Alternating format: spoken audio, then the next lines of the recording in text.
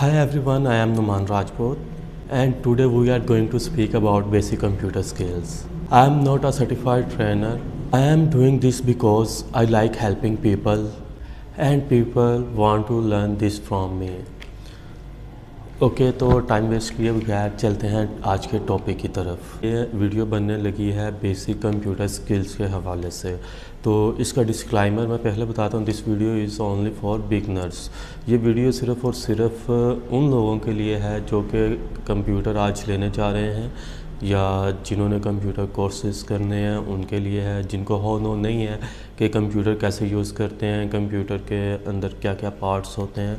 तो इसके लिए मैं सारी इन्फॉर्मेशन आपको इसके साथ शेयर करने लगा हूँ इस वीडियो के अंदर। कि इस वीडियो में मैं आपको बताऊँगा कि ये कीबोर्ड होता है हमारे पास, इसकी इन्फॉर्मेशन मैं आपको दूँगा और इसके साथ साथ माउस की इन्फॉर्मेशन दूँगा। हम कीबोर्ड्स देख के कुछ लोग ऐसे परेशान हो जाते हैं, इसके अंदर इतनी ज़्यादा कीज़ हैं, इसमें कौन सा वर्ड या कौन सी की ऐसी प्रेस ना कर दें कि वो डर रहे होते हैं कि हम अगर कोई गलत की प्रेस कर देंगे कोई हमारा कीमती डाटा डिलीट ना हो जाए या कुछ ऐसा ना हो जाए कि सिस्टम हमारा ख़राब हो जाए। हाँ, तो ये वीडियो सिर्फ़ और सिर्फ बिगनर्स के लिए है, जिनको कंप्यूटर के बारे में इंफॉर्मेशन है, कीबोर्ड के बारे में नॉलेज है, कंप्यूटर जो कि ऑलरेडी यूज़ कर रहे हैं। ये वीडियो उनके लिए नहीं है क्योंकि ये मैं स्टार्ट में बता रहा हूँ ताकि आपका टाइम वेस्ट ना हो ये वीडियो देखने के बाद कि आपको तो सारा कुछ मालूम था। हो सकता है ये वीडियो थोड़ी सी लेंथी हो जाए क्योंकि ये बिगनर्स के लिए वीडियोस मैं बना रहा हूँ। तो बिगनर्स के लिए एक एक चीज़, एक एक पॉइंट बहुत अहम होता है। इनको कंप्यूटर के बारे में थोड़ी सी भी इंफॉर्मेशन नहीं होती, उनके लिए ये वीडियो बहुत अहम है।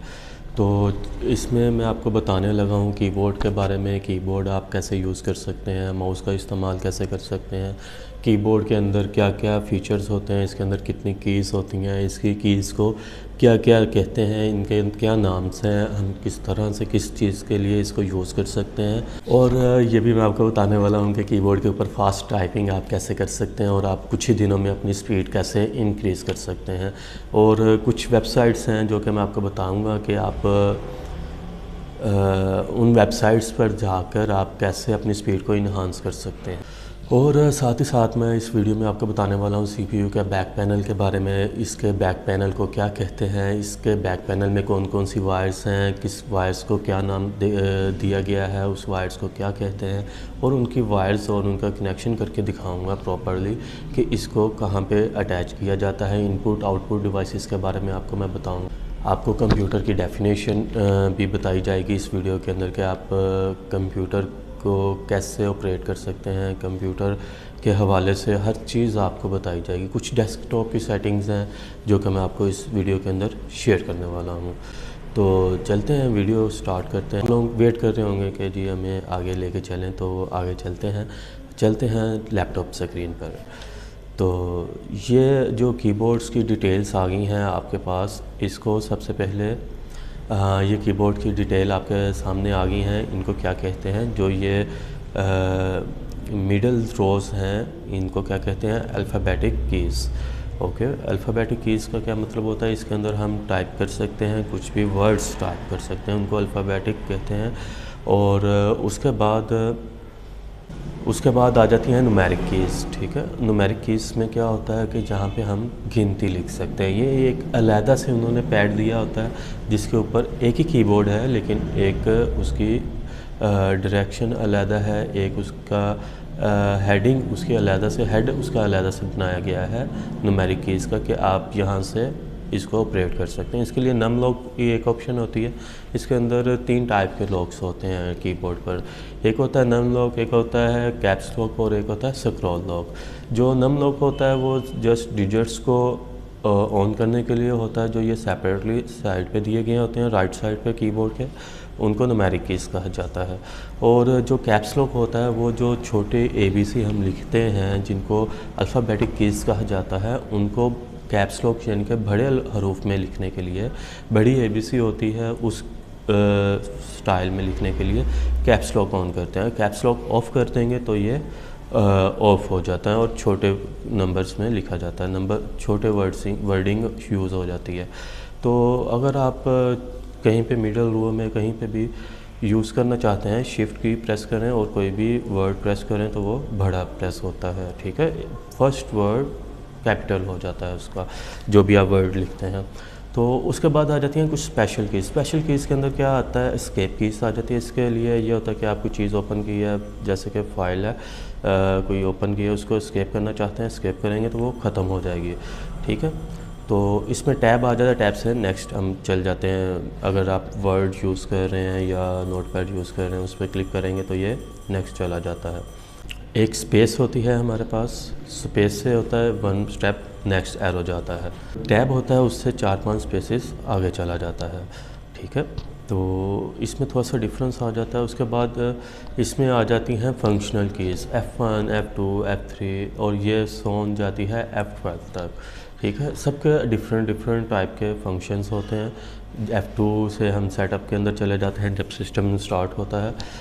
F9, F10 से हम इसका बूट मेन्यू में चले जाते हैं, ठीक। डिफरेंट पीसीस में डिफरेंट टाइप से आप जा सकते हैं। F8 से हम सेफ मोड में चले जाते हैं सिस्टम के। तो कुछ इसमें नेविगेशन कीज़ दी गई होती हैं, up arrow, down arrow, right arrow, left arrow हम यूज़ कर सकते हैं, ठीक है। और कुछ एक्स्ट्रा कीज़ हैं जैसे कि स्क्रॉल लॉक है, प्रिंट स्क्रीन है, हम स्क्रीनशॉट कैसे ले सकते हैं सिस्टम के अंदर। वो स्क्रॉल लॉक होता है। स्क्रॉल लॉक को क्या कहते हैं कि जब हम एक्सेल यूज़ कर रहे होते हैं, एक्सेल की शीट, उसके अंदर काफ़ी सारे सेल्स होते हैं, तो उन सेल्स को आप एरो की से आगे पीछे चले जाते हैं, लेकिन उसकी मूवमेंट को ख़त्म करने के लिए हम स्क्रॉल लॉक लगा देते हैं, जिससे वो फिर हमारे सेल्स मूव नहीं होते, जस्ट शीट मूव होती है, ठीक है। तो नेक्स्ट चलते हैं माउस की तरफ। माउस के ऊपर सिर्फ 2 क्लिक्स होते हैं, राइट और लेफ़्ट क्लिक। तो इसमें हम राइट क्लिक से प्रॉपर्टीज़ में जा सकते हैं, किसी भी चीज़ की हम कुछ ओपन करना चाहें वो कर सकते हैं। और लेफ़्ट क्लिक से, डबल क्लिक से हम कोई फ़ाइल ओपन कर सकते हैं और इसको कहीं पे भी माउस को ले जाया जा सकता है, ठीक। और माउस को इन्वेंट किया है डॉगलस इंगलबार्ट ने। ये माउस की पहली शक्ल है जो कि सबसे पहले मार्ज़ वजूद में आई। उसके बाद आ जाती है कंप्यूटर की definition. Computer is an electronic device. देखिए कंप्यूटर बिजली से चलने वाली मशीन है। अ machine that can store data. ये मशीन बहुत सारा डाटा स्टोर कर सकती है अपने अंदर। फाइंड एंड अरेंज डाटा, ये ढूंढ के दे सकती है हमें डाटे को, हमें अरेंज कर सकती है डाटा। जिस तरह का भी हम डाटा इसको प्रोवाइड करते हैं, जो इसको फॉर्मेटिंग देंगे, कोई जो हम इसको कमांड देंगे उस हिसाब से ये अरेंज करके देगी डाटा हमें।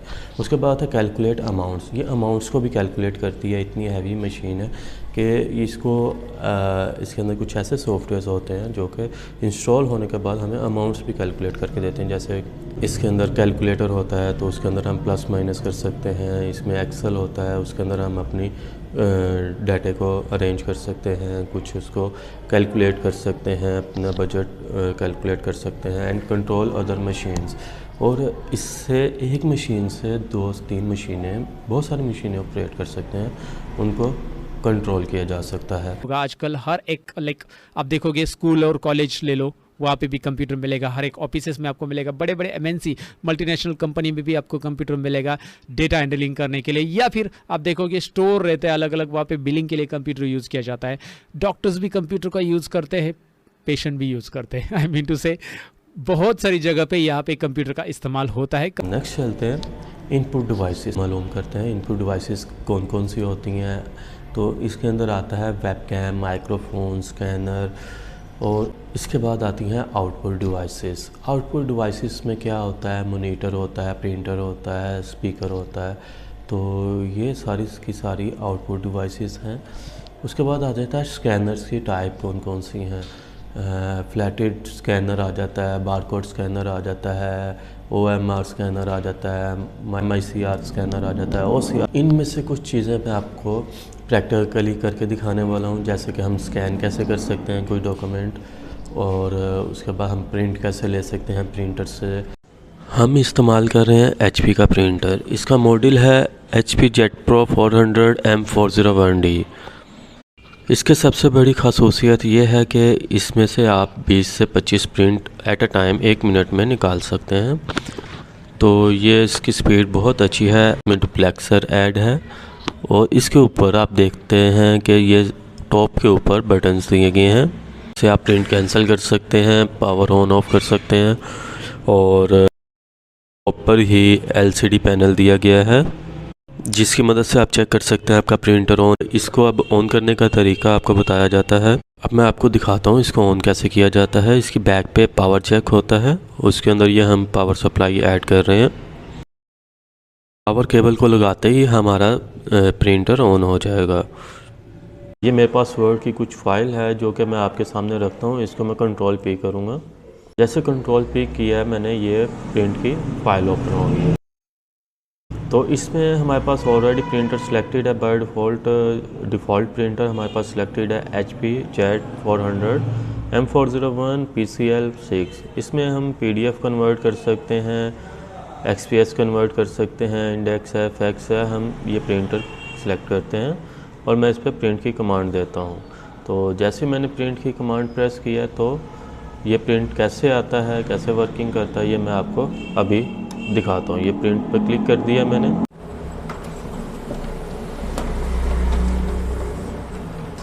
ये हमारे पास प्रिंट निकल के आ गया है। आप देख रहे हैं जो हमने टाइप किया था वही एज इट इज़ हमारे पास निकल के आ गया हुआ है। ठीक है, इसके बाद चलते हैं स्कैनर की तरफ। कि आपको मालूम होना चाहिए कि स्कैनर से इमेज कैसे हम स्कैन कर सकते हैं और उस स्कैनर की मदद से हम किस तरह से पिक्चर को स्कैन करके अपने PC के अंदर सेव कर सकते हैं। तो चलिए वीडियो की तरफ। ये हमारे पास एक इनवॉइस है जिसको हम स्कैन करने लगे हैं और इसको हमने ये स्कैनर के ऊपर रख के इसको बंद कर दिया है और सिस्टम से कमांड दे दी गई है कि जी ये प्रिंट इसको स्कैन कर दे। स्कैनिंग ऑन का मैसेज आ रहा है डिस्प्ले पर। अब चलते हैं हम अपने सिस्टम की तरफ। ये एक स्कैनर की एप्लीकेशन होती है जिसकी मदद से हम सिस्टम से इसको कमांड देते हैं। इस पर हम प्रीव्यू की ले सकते हैं और स्कैन भी डायरेक्ट कर सकते हैं। प्रीव्यू करने का बेनिफिट हमें ये होता है कि इसकी मदद से हमें नज़र आ जाता है कि कितना हिस्सा हमने स्कैन करना और कितना हमारे एरिया में आया है जो स्कैनर के हमने रखा हुआ है। जैसे ही हमने स्कैन पे क्लिक किया तो ये स्कैनर की फ़ाइल स्कैन हो गई है स्कैनर से। तो ये हमारे पास फ़ाइल आ गई है। इसको सेव कैसे करेंगे, सेव पे क्लिक करेंगे और फाइल का नेम देंगे जहाँ पे हम सेव करना चाहते हैं। तो ये हमने डेस्कटॉप पे सेव की है। तो ये आप देखते हैं फाइल का नेम ओपन किया है तो ये हमारे पास आ गई हुई है। इसको हम रोटेट कर सकते हैं ताकि सीधा हम देख। इससे आगे चलते हैं प्रोसेसिंग डिवाइस। इसको क्या कहते हैं, CPU। सबसे पहले तो मैं आपका CPU के हवाले से कॉन्सेप्ट क्लियर करना चाहता हूँ। CPU को क्या कहते हैं, CPU एक छोटी सी चिप होती है जो कि हमारे सिस्टम के अंदर इंस्टॉल होती है। इसको अक्सर लोग हमारे CPU भी कहते हैं। CPU का क्या मतलब है, CPU कहते किसको है, CPU सेंट्रल प्रोसेसिंग यूनिट होता है जो कि एक मदरबोर्ड के अंदर इंस्टॉल होता है। ये सिस्टम इसको कह सकते हैं हम, जो हमारा टावर में होता है, डेस्कटॉप में होता है। अभी चलते हैं सिस्टम की तरफ। सिस्टम को हम सिस्टम के साथ उसके बैक पैनल को कैसे चीज़ों को अटैच डिटैच कर सकते हैं, ये कीबोर्ड कैसे यूज़ कर सकते हैं, माउस क्या होता है, उसकी किस चीज़ को क्या कहा जाता है। ये हमारे पास आ चुका है हमारा सिस्टम। इसमें मैं आपको बताने वाला हूँ कि इस केबल को क्या कहा जाता है, ये क्या चीज़ होती है। ये होती है पावर केबल। ठीक है, ये LCD के अंदर भी लगती है और सिस्टम के अंदर भी लगती है। ये पॉइंट होता है जो LCD और सिस्टम की बैक पे लगेगा और ये जो 3 प्लग होता है जिसको इसको स्विच भी कहा जाता है, ये स्विच के अंदर इंस्टॉल हो जाता है। ठीक है, इसको हम लगाने का तरीका बताता हूँ। इसके पॉइंट्स बने होते हैं, इसको हम इस एरिया में लगाएंगे। ये होती है पावर सप्लाई। इसके थ्रू सिस्टम हमारा ऑन होता है। अगर ये ख़राब होगी तो हमारा सिस्टम रनिंग में नहीं आएगा। तो ये पावर केबल होती है, इसके लिए पावर केबल यूज़ करते हैं। तो इसको हम यहाँ पर ऐसे सिस्टम के अंदर इंस्टॉल कर देंगे। ठीक है, उसके बाद सेकेंड ऑप्शन आती है हमारे पास VGA केबल की। VGA केबल के दोनों पॉइंट एक जैसे होते हैं। एक पॉइंट LCD के अंदर लगता है, एक सिस्टम के अंदर। आप कोई सा भी पॉइंट सिस्टम के अंदर इंस्टॉल कर सकते हैं और कोई सा भी पॉइंट हम LCD में लगा सकते हैं। ये डिपेंड करता है, आप जो सा भी चाहें लगा सकते हैं। ये आप देखना चाहेंगे तो मैं आपको दिखाता हूँ। अगर मेरा कैमरा आपको दिखा दे कि ये दोनों पॉइंट्स इक्वल हैं। ठीक है, दोनों में कोई चेंजिंग नहीं है। लेकिन केबल में तो कोई इशू नहीं होता। अगर आप उल्टी लगाते हैं तो आपको पता चल जाता है ये उल्टी है। ठीक है, लेकिन इसके अंदर आप सीधी और उल्टी साइड देखनी पड़ेगी कि इसे लंबाई में होती है, नीचे से छोटी होती है। ठीक है, इसकी लंबाई नीचे से छोटी होती है, ऊपर से बड़ी होती है। तो जैसे ही हम सिस्टम में लगाएंगे तो सिस्टम की ये VGA कार्ड लगा होता है ना, ये होता है मदरबोर्ड के अंदर इंस्टॉल। ठीक, ये होती है VGA पोर्ट। तो ये VGA board by default install होती है सिस्टम के साथ मदरबोर्ड के अंदर, ठीक है। ये आपने देख के लगानी है कि इसकी जो छोटी साइड है वो किधर है और बड़ी साइड किधर है, क्योंकि इसके ऊपर भी बड़ी साइड है और एक छोटी है। अगर आप उल्टी लगाएंगे तो इसको आपको हो सकता है कि इस चीज़ का नुकसान हो जाए, आपकी VGA केबल ख़राब हो जाए, क्योंकि इसके अंदर बहुत सी बारीक पॉइंट्स होते हैं जो कि टेढ़े हो जाते हैं, पिंस आप कह सकते हैं।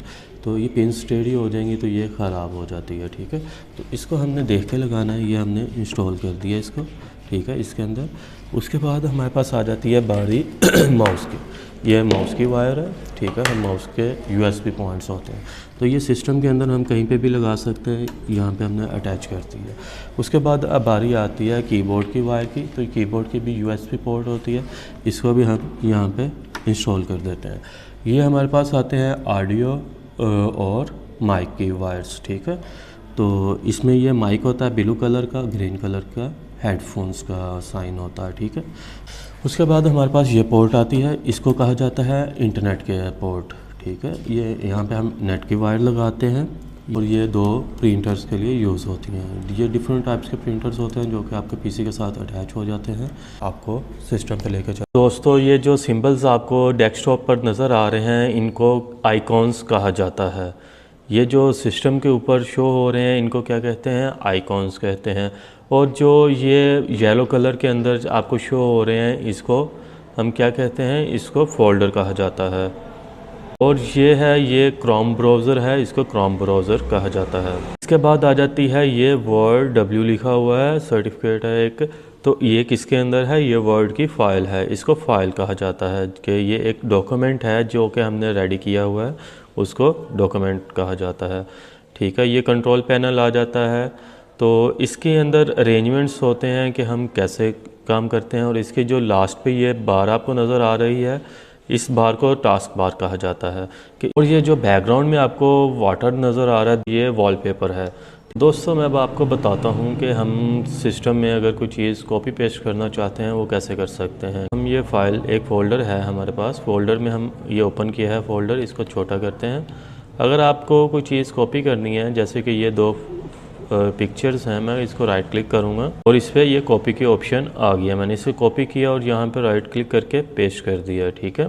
तो ये इधर पेस्ट हो गया, जबकि यहाँ पे भी मौजूद है बाहर। अगर मुझे ये एक चाहिए, यानी मैं कट करना चाहता हूँ कि मुझे यहाँ से कट करना है, जैसे कि ये मैं डॉक्यूमेंट है, मैं इसको कट करता हूँ और इसको यहाँ पे पेस्ट कर देता हूँ, तो ये वहाँ से ख़त्म होकर यहाँ पे आ गया। अगर इसी तरह मुझे ये 2 पिक्चर्स भी कट करनी है तो मैं ये कट करना चाहूँ तो यहाँ से इसको सेलेक्ट करके भी ड्रॉ कर सकता हूँ और कट भी कर सकता हूँ। तो वो कट का मतलब होता है एक जगह से ख़त्म होकर दूसरी जगह वो शिफ्ट हो जाती है चीज़, ठीक है। तो इसके लिए हम कट के कीज़ को यूज़ करते हैं। उसके बाद आ जाता है राइट क्लिक करते हैं अगर हम, तो ये व्यू आ जाता है हमारे पास। हम आइकॉन किस तरह से व्यू करना चाहते हैं, ऑटो अरेंज होते हैं ये आइकॉन्स। इसमें ये होता है कि हम यहाँ पे कहीं पे भी इसको एडजस्ट नहीं कर सकते किसी भी आइकॉन को। अगर मैं इसी व्यू पे जाके ऑटो अरेंज आइकॉन को ख़त्म करता हूँ तो मैं इसको कहीं पे भी इसको रख सकता हूँ, इसको कहीं पे रख सकता हूँ, तो ये बिखर जाएंगे सारे आइकॉन्स, है ना। तो जैसे ही मैं इस पर क्लिक करता हूँ ऑटो अरेंज, तो ये ऑटो अरेंज करके मुझे देता है कि ये पिक्चर आपकी यहाँ पे है, ये यहाँ पे है, तो ये शो करता है, ठीक है। उसके बाद कुछ डिस्प्ले सेटिंग्स आ जाती हैं हमारे पास कि हम डिस्प्ले कैसे शो करवा सकते हैं, ठीक है। तो ये डिस्प्ले आ जाता है, स्केल एंड लेआउट सेटिंग आ जाती है, इसके हम 1.5% रख सकते हैं।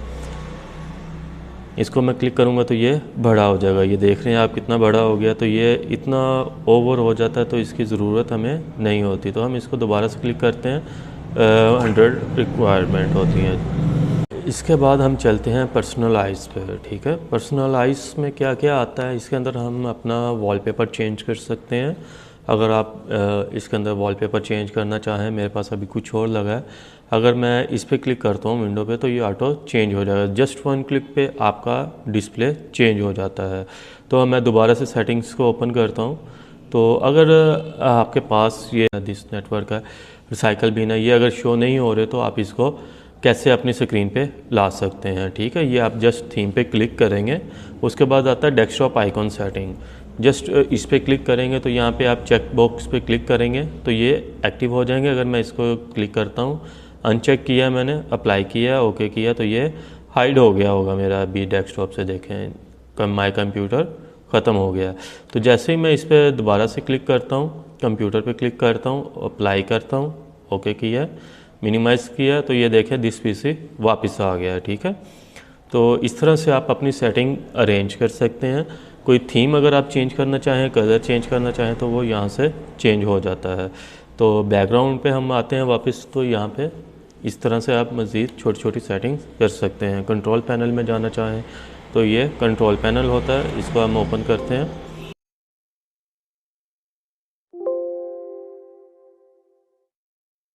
ये कंट्रोल पैनल आ गया सिस्टम का। यहाँ से हम काफ़ी कुछ रिमूव कर सकते हैं, कुछ ऐड कर सकते हैं, डेट टाइम ठीक कर सकते हैं। तो काफ़ी कुछ है, वो इंशाल्लाह ताला नेक्स्ट वीडियो में आपके साथ मैं शेयर करूँगा। अब मैं आपको बताता हूँ कि हम कोई भी चीज़ अपनी सिस्टम से डिलीट कैसे कर सकते हैं, टेम्परेरी डिलीट कैसे कर सकते हैं और परमानेंटली डिलीट कैसे कर सकते हैं। ये मैंने कुछ आइटम्स सेलेक्ट किए हैं जिनको आइकॉन्स कहा जाता है और फोल्डर्स हैं, और मैंने इस पर राइट क्लिक किया है और डिलीट का बटन प्रेस कर दिया, तो ये चली गई हैं रिसाइकल बिन के अंदर। और अगर मैं इनको वापस लाना चाहूँ एज़ इट इज़ इसी जगह पर, तो वो मैं कैसे ला सकता हूँ, ये आपके दिल में सवाल आ रहा होगा। तो इसके लिए हम क्या करेंगे, रिसाइकल बिन के ऊपर डबल क्लिक करेंगे और ये ओपन हो जाएगी। और जितनी भी फाइल्स इसके अंदर हमने डिलीट करके सेंड की हुई हैं राइट क्लिक करके माउस से, तो वो सारी की सारी रिसाइकल बिन के अंदर चली जाती हैं। अगर आप कोई भी फ़ाइल उसको रिस्टोर करना चाहते हैं तो उस फाइल पे राइट क्लिक करेंगे और रिस्टोर पे क्लिक करेंगे और उसी लोकेशन पर सेंड हो जाएगी। इसी तरह हम और मज़ीद फ़ाइल्स भी सेंड कर सकते हैं, जैसे कि ये सारी की सारी फाइल्स हम सेंड करना चाहें डेस्कटॉप पर तो वो भी सेंड की जा सकती हैं। अब सवाल आता है कि हम परमानेंटली कैसे अपनी कोई भी चीज़ है जो कि हम नहीं रखना चाहते वो कैसे डिलीट की जाए। तो उसको डिलीट करने का तरीकाकार ये है, first select the file and press shift and delete button, then you shown dialog box, उस पर लिखा होगा are you want to permanently delete this file, yes और नो। अगर आप डिलीट करना चाहते हैं तो येस प्रेस करें, अगर नहीं करना चाहते तो नो प्रेस करें। तो हमें परमानेंटली डिलीट करनी है ये फ़ाइल, तो हम येस का बटन प्रेस कर देंगे इस पर और ये फ़ाइल परमानेंटली डिलीट हो जाएगी। तो दोस्तों कैसी लगी आपको ये बेसिक कंप्यूटर स्किल्स की वीडियो? अगर ये वीडियो आपको अच्छी लगी है तो प्लीज़ चैनल को सब्सक्राइब कीजिएगा, वीडियो को लाइक कीजिएगा, कमेंट्स कीजिएगा, ताकि मैं आपके लिए नेक्स्ट इससे अच्छी वीडियोस और बना सकूं। ओके, मिलते हैं नेक्स्ट वीडियो में, तब तक के लिए इजाज़त दीजिएगा। अल्लाह हाफिज़, टेक केयर, बाय बाय।